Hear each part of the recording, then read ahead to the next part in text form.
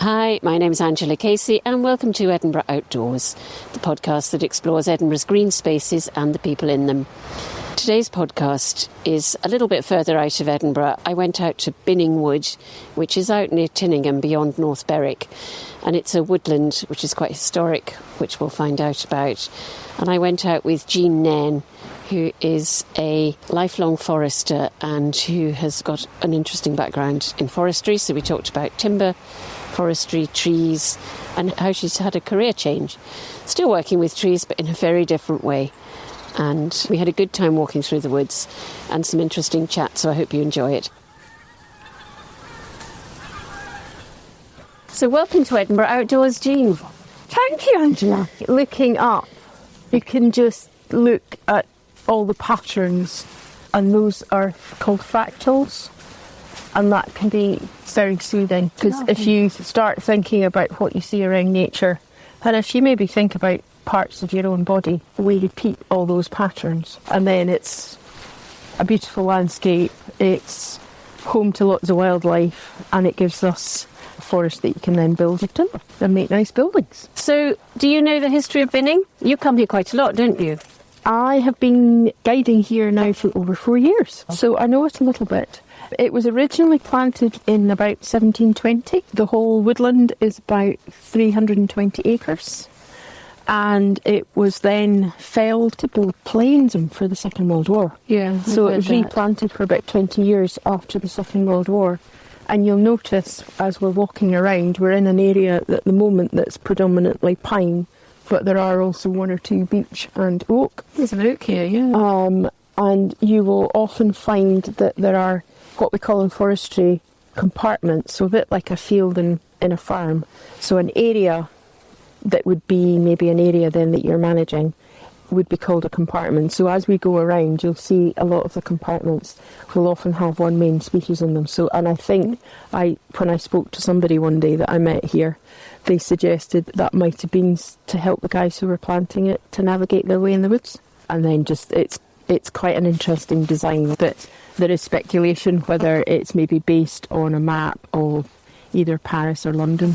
It's a really interesting woodland. And actually, you're right about, I can see why they probably did the compartments, because it's very easy to lose your way in it. So you were in forestry for years? I was. What did you do before forestry? When I first left school, I ended up doing secretarial studies. Yeah. So I worked in various admin roles in interesting organisations and took the opportunity to travel a bit with that. So I worked for the European Commission, and I ended up in the delegation in Tokyo for 3.5 years. And then I went to the National Trust for Scotland in the Conservation Volunteer Department. So I'd always had an interest in conservation and nature. Didn't really think I was going to end up in the forest industry, but eventually I did. And spent quite a lot of this century working in and around the forest industry in different guises. So this is one of the open roundels, and then has some Wellingtonias, sequoias in the middle here, and some rowans. Forestry is quite a male industry, isn't it? Thankfully, or it was. It is now changing. Yeah. When I first went to forestry events, there would be me and maybe one other or two other ladies in the queue for the toilet and a queue for the men's. Yes. And now that has changed. That's good. Which is great, because actually a lot of forestry is about communication. And I think women can bring different communication skills. For so long, people didn't really know about forestry because foresters didn't really communicate the story out. They just stayed in the trees. Yes. But there's great stories to tell about forestry and trees, if you know about it. At the beginning of the 20th century, woodland cover in the UK had dropped to about 4 or 5%. Oh, had it? So that was why in 1919, after the Forestry Act, they set up the Forestry Commission, and that was to create a strategic timber resource for the UK. 100 years on, in Scotland, we've now grown that to 19%. So we're growing a timber resource, and maybe some of the woodlands in the 20th century, people didn't particularly like them. And actually, there is biodiversity all over the place, and often you might find raptors around productive forests. So there is biodiversity in these forests. Yeah. And you've then got a timber resource that we can use and so many benefits. It's helping with maybe in upland areas to slow the flow of rainwater so that downstream places won't flood as much, because you have to think of those things at a catchment level. Like Yes. the Tweed Forum and the River Tweed, they're doing a lot of riparian planting to encourage and help that, and then they're re-meandering some of the watercourses so that in the future, hopefully, some of the times in the borders won't get flooded. Yeah. Well, supposedly in Musselburgh, the river used to wiggle through Musselburgh. Oh, right. And then somebody came along and decided to straighten it, so they took out a lot of the curves, which is why the water now flows into it too Yes. fast. They're talking In about Musselburgh. 6-foot-high Oh, right. concrete walls on either side of the Esk, Oh, right. in some of the more attractive bits. Oh, that's a shame. Yeah, it is a shame. I mean, we need a lot of housing in this country. I'm talking UK. We need a lot of housing in this country fast, and timber is a very fast, efficient, sustainable way to build And houses. you can replant it. Yeah. And if you've got a forest, then you have the obligation to replant it. Obviously, you're now going to plant it to current conditions, Yes. and you're going to have very different woodlands, and they're restructured, and they will be much more interesting woodlands like this one is, with different species. So we've moved into, you were talking about compartments earlier. Yes. We're in a different compartment now, because there's a little bit of pine, but it's beach. We're in a beach Yes. avenue. It's aren't a we? nice avenue, this. It's beautiful. So nice leaves to crunch through in the autumn. Yeah. And we're being slightly unseasonal because this is coming out in the new year, but it's currently November when we're recording, and we do have this beautiful November light and trees, so it's a lovely place to come in the autumn. So put that in your diary, folks. Or and you know any to come. time. Is that, yeah, it is. It's lovely here any time. It is actually. I've been here when it's snowing, and it's nice too. Yes. The other thing that's nice about here is that it's also near to the beach at Tinningham, Yes. which is a wonderful walk, and Other all beaches. along Ravenshew Sand. And it's a great place if you want a day out from Edinburgh. There are some wonderful cafes round about as well. There's some great With cafes. great local businesses to Yeah. support. Do you think you have a love of trees? I think that would probably be fairly fair to say, yes. So your current business, it's called Woodlands Breathing, and you take people out into the woods, is that right? And we'll talk about that in a minute and find out more about it. And we'll talk about this phrase forest bathing, which I initially used to think it meant people were going swimming. So you can explain it to me. Okay. Yes. With the forest bathing, what we're actually bathing in is the natural chemicals, the phytoncides that are coming out of the trees, and they are using those to communicate with each other and look after themselves and warn each other. Which is amazing, isn't it? It's just amazing, and we just Yeah. don't know so much of it. No. So what you're doing now is you're still working with trees, but it's very different to managing trees as a crop. What was it Jacques Cousteau said? If you respect something, you'll look after it. And there's some recent research that was just published about it on Nature Connection, but it showed there seemed to be a correlation where there was ease of doing business and greater urbanisation. There's a greater disconnect with nature and less spirituality within nature. So what I'm doing is, yes, some people might think it's woo-woo. I don't think it is. I think it just makes sense. It's connection with yourself, with nature.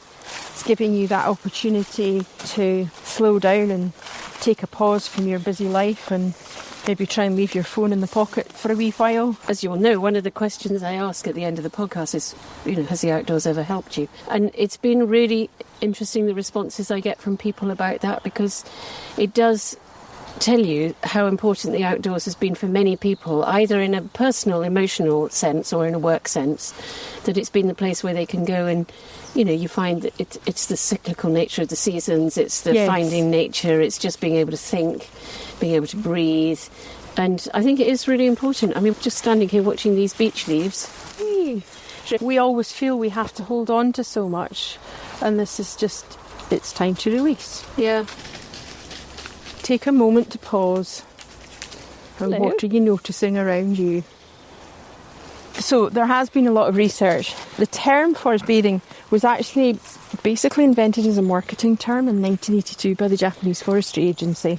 Right. After research with the acknowledgement of the increasing urbanisation of populations, technology, pollution, all that kind of stuff. So the research then demonstrates and shows with a greater nature connection and that slowing down and awakening your senses, and not just the immediate senses of your 5 senses you think about all the time. So I now call things wow moments, which is wonders and wonders. So we're having a few wow moments as we walk around. So it's awakening the sense of awe and wonder and curiosity. So it's, I suppose, returning maybe to your childlike curiosity. So I am trying to guide with some light and fun and joy about it as well, because forest bathing will hopefully help to reduce your stress levels, anxiety, boost your mood, boost your immunity, reduce your blood pressure, increase your heart rate variability. And who doesn't like a morning in the woods? So you went from one kind of working with trees to another kind of working with trees. Why and how did that happen? Well, I suppose I've not been an operational forest manager. I've done other things. And now I suppose I'm a bit of a social forester maybe, that hopefully I'm helping to communicate some of the stories about forestry and why trees are so fantastic. So I trained with an organisation that's based in the USA. Right. But we're basically a series of guides in over 65 countries throughout the world. And we have a framework that we work with, but we all bring our own experience, so we guide as ourselves. And it depends on the group on the day, what the weather's like, where you are, just how things are, how the trees feel, how we feel. Each experience is different. Yes. And it just depends what your curiosity finds. So I'll always have a walk planned, but just depending what people come and what they've then said in any introductions, then we might play with some different things. It might be sitting, playing and exploring textures. You might want to go and do rubbings of bark. You might collect things and make a mandala. But maybe we are quietly sniffing things as we go, because we will be picking up those natural chemicals. It's just we're not particularly attuned to it. If you have awakened all your senses, you will maybe become more aware of what you're smelling. Yeah. And I have had a reaction from one person who came that he had lost the sense of smell during COVID, and then he hadn't smelled his toast burning one morning, and actually he was feeling that he could almost be smelling and it getting a little bit better when he came for his bail. I can imagine that, partly because, as you say, chemicals and just the being in the trees, but also because he probably stopped and was mindful. They're coming into another really nice roundel, and in the summer that's an amazing copper beach. But it's interesting, they're all similar colours now. Look at that. So you switched careers. When did you do that? I had found the book Shinrin Yoku, as it's called in Japanese, so literally translates as forest bathing. So I read the book I think it was about the end of 2019 I found it, and I thought, this is really interesting. This makes a lot of sense to me, but I expect to be working for a few more years, so I'll just park this idea for the moment. And then lo and behold, suddenly we all had a lot of free time to go wandering in the woods. And I then got made redundant. And so I thought, oh gosh, what am I going to do now? I had absolutely no idea what I was going to do. And through the coaching course I was on at the time, I just happened to mention this book about Shinrin Yoku. I was like, well, why don't you go and become a forest bathing guide? So I went and did some research, and there was a course starting in 6 weeks hence, and the name of that cohort was called Dawn Redwood, which is a tree that I resonate with, having planted a few. Yeah. And so I was then, I think, on the first cohort that was trained online. Oh, and as another part of woodland management, here are some new trees that have been planted in an area that was felled. From memory, I think this was the bit that was actually affected a wee bit after Storm Arwen. Right. There's a few trees down here. These are quite young, aren't they? So they have planted, and they are now, you can see that looks like one oak sticking up.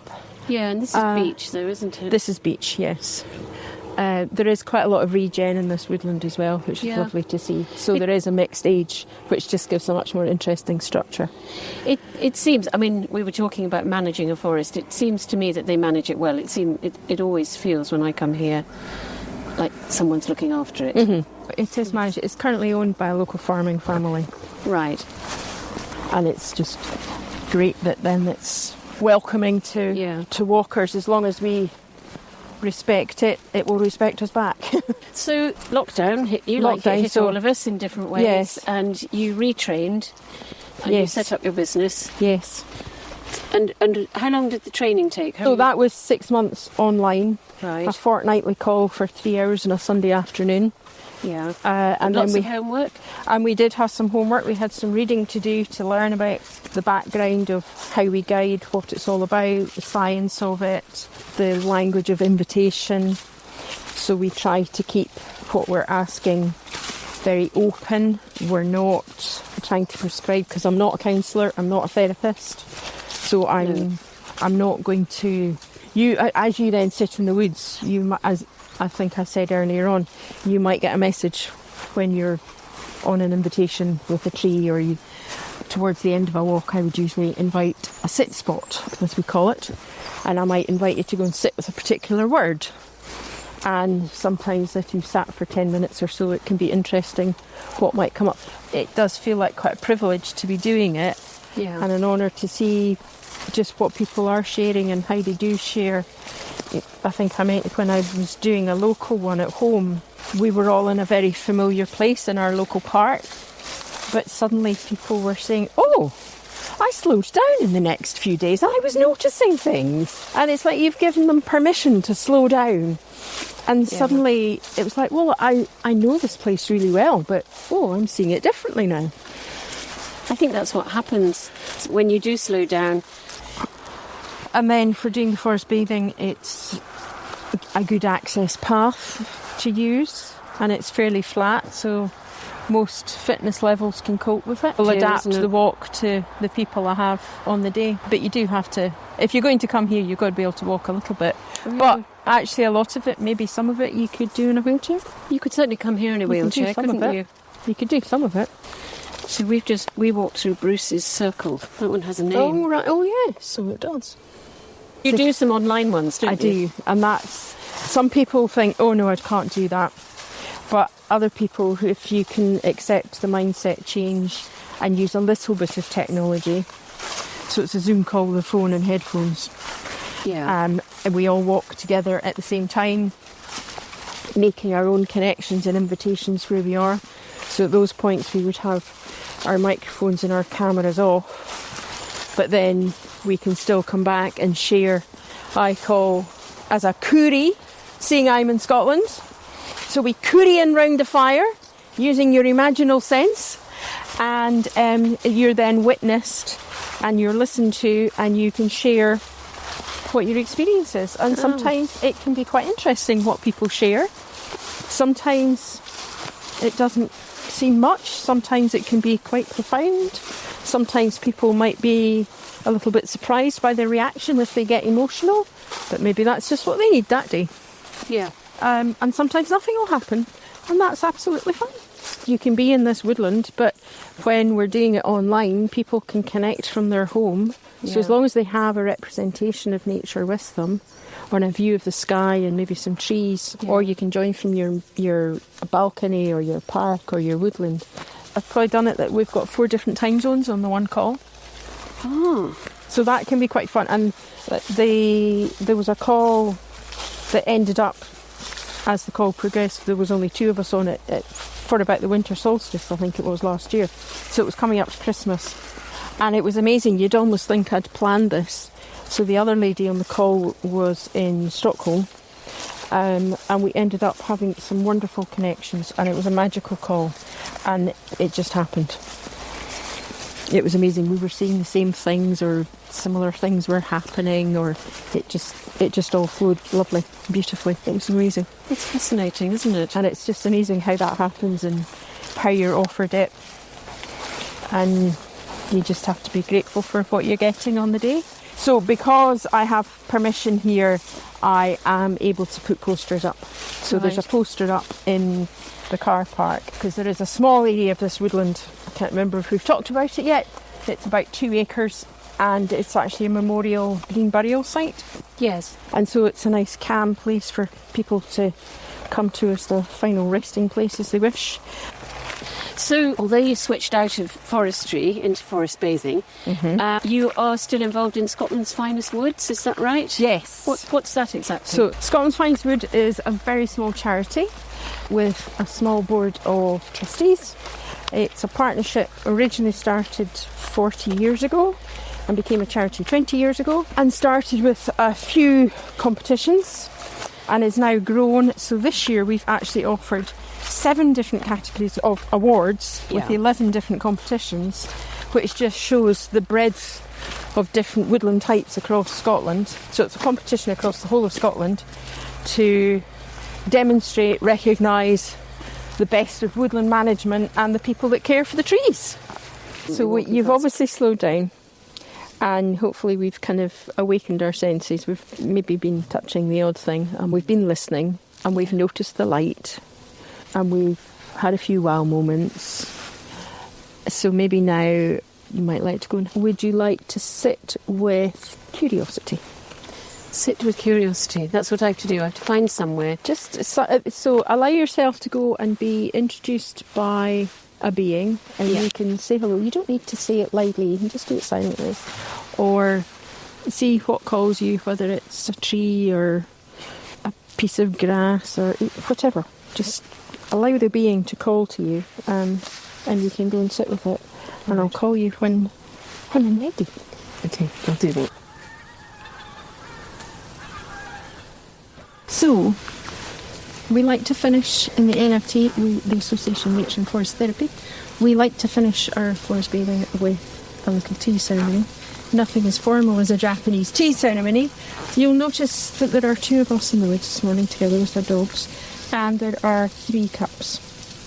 So there's a cup each for us, and the final cup is a cup for the land. So I always give the first cup of tea to the land in gratitude for what we've had in the woods. The tea this morning, the sea buckthorn tea. Thank you very much for joining me this morning. Thank you.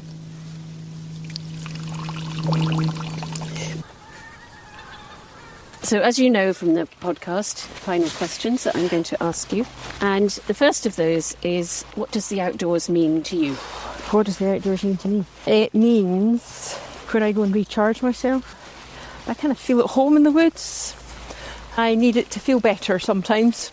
Sometimes I want a day in the Pentlands to have the big wide open sky, but sometimes being in a woodland on a misty day or something, it's kind of almost like you're getting a hug from nature. It's a way of me sharing a nature practice, a well-being practice with other people, and hopefully they'll also understand more about forestry and trees and why they're such amazing things.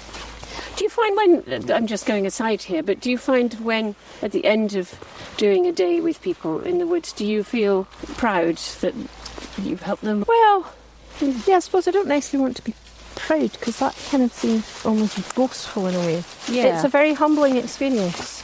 Right. And I have to keep that humility so that I can work in relationship. And that's why I always come and I check in with the trees before I would do a walk. And I generally check out with them as well. And it's always amazing what happens on the day. And some days I suppose I don't necessarily feel that I'm full of energy and wanting to do it. But once you've been here for a few hours, it's amazing how I feel better too. And it's giving people permission to slow down. Yeah. And is there a time when the outdoors has really helped you? Oh, well, I suppose looking back as a wee girl, there are certain places I remember at home I would go to be if I felt upset or whatever, and I needed just to sit and think about things. Yes. So, over the years, and then obviously 2020, I had time to go and be in the woods, and that was quite a healing journey that I needed at that point. There was quite a few days I was emotional, just getting rid of some stuff. So I try and do something every day at the moment when we've got shorter days, through how we met with the outsiders, which has been a lovely net walking group. And then the last question is just in or around Edinburgh, where's your favourite space? I quite like Crammon Beach, Hermitage of Braid, Water of Leith. It's quite an interesting journey to do for the day from the suburbs to the sea. And I suppose also Jupiter Artland is an interesting place to go. Yes. Just anywhere really. It doesn't need to be anything big or special when you're forest bathing. I've stood and looked at a huge big hairy caterpillar on the pavement before. Mm-hmm. Or it might just be a lichen or a bit of moss. Sometimes I might just look at lichens and things on a concrete post in a car park or something. It's amazing. It's being curious and it's noticing. This has been very relaxing because we've been just walking through all these woods with this beautiful light. I mean, this spot here is incredible. It's been a really, really lovely time, and I think your business is fascinating. And I love that you moved from working with trees in one way to working with trees in another. It has a completeness about it. And it's not a career change so much as a career evolution. It's brought a few circles together. Yeah. I hope you've enjoyed listening. I would highly recommend a visit to Binning Wood. And as always, thank you for listening to the podcast. And if you've enjoyed it, please go online and rate it and review it. And don't forget to tell your friends, colleagues about it too. And if you know of a space in or around Edinburgh that might like to be featured, please get in touch.